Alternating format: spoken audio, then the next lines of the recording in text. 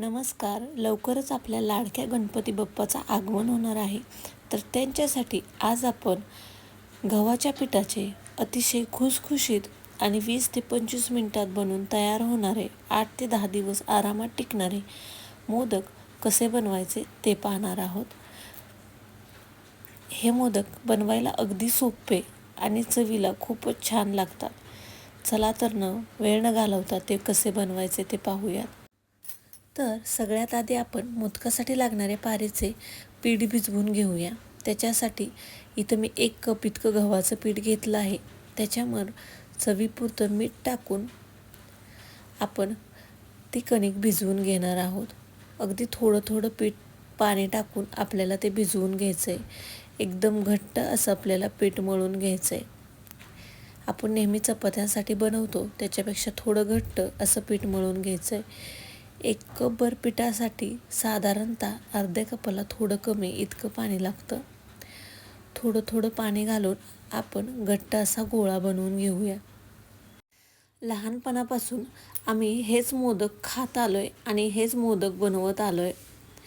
हे मोदक बनवायला अगदी सोपे असतात आणि आपल्या घरातल्या साहित्यापासून बनवून तयार होतात आणि ह्याला बनवायला जास्त वेळही लागत नाही. आता आपलं पीठ छान असं भिजवून झालंय. आपलं पीठ भिजवून झालंय, त्याला झाकून आता आपण बाजूला ठेवून घेऊया आणि सारणाची तयारी करून घेऊया. साधारणतः 1 कपभर इतका ओल्या नारळाचा चव घेतलेला आहे. अर्धा कप गूळ, 1 चमचाभर भाजलेली खसखस घेतलेली आहे आणि 1 चमचाभर ड्रायफ्रूट घेतलेले तुमच्या आवडीनुसार. एका भांड्यामध्ये ओल्या नारळाचा चव, गूळ, खसखस आणि ड्रायफ्रूट टाकून मिक्स करून घेऊयात. ह्या मोदकाचं सारण आपल्याला भाजून किंवा परतून घ्यावं लागत नाही. अशा प्रकारे तुम्ही त्याच्यामध्ये कच्चं सारण भरून हे मोदक बनवले जातात. फक्त लक्षात ठेवा, त्याच्यात टाकताना खसखस आपल्याला अगोदरच भाजून घ्यायची. कच्ची खसखस त्याच्यामध्ये टाकायची नाही. आपलं सारण तयार झालंय. इथं आपलं पीठही छान भिजलंय. पिठाला थोडंसं तूप लावून त्याला घोळून गोळा करून घ्यायचा आहे आणि आपण जशी चपाती लाटतो तशा प्रकारे आपण त्याची एक चपाती लाटून घ्यायची.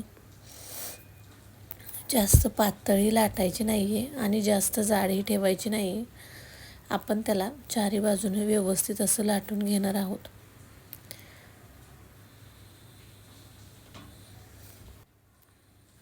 तुमचा गोळा जर चिकटत असेल तर त्याला थोडंसं पीठ लावून तुम्ही त्याला व्यवस्थित असं लाटून घ्यायचं आहे. आता आपली चपाती छान अशी लाटून झाली. आता एका मध्यम आकाराच्या वाटीच्या मदतीनं आपण त्याला गोल अशा पुऱ्या करून घेणार आहोत. मोदक बनवण्यासाठी अशा प्रकारे आपण वाटीच्या मदतीनं गोल अशी मोदकाची पारी बनवून घेणार आहोत. अशा प्रकारे तुम्हाला ज्या साईजचे मोदक बनवायचे त्या साईजच्या वाटीने तुम्ही अशा प्रकारे गोल गोल चकल्या पाडून घेऊ. आपल्या सगळ्या पिठाच्या गोल पुऱ्या तयार झाल्यात.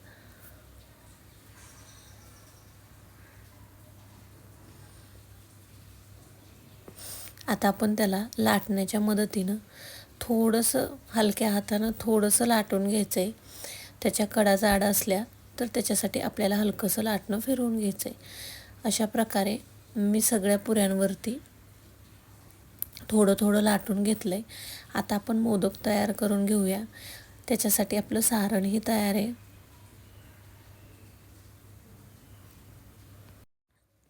एक मोदक बनवण्यासाठी पारे हातात घेऊया आणि त्याला 3 बोटांच्या मदतीनं अशा कळ्या पाडायच्यात.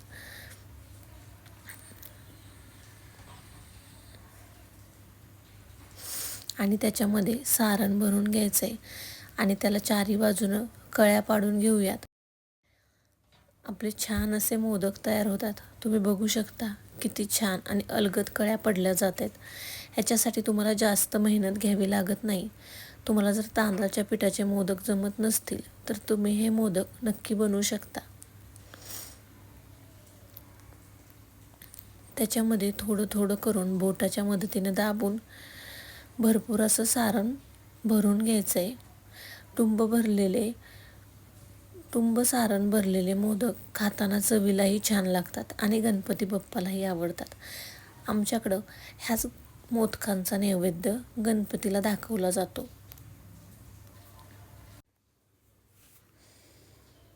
बघा किती सुंदर असा मोदक तयार झालाय आणि त्याच्या कळ्याही किती छान खुलून आल्यात. अशा प्रकारे मी सगळे मोदक बनवून घेतलेत.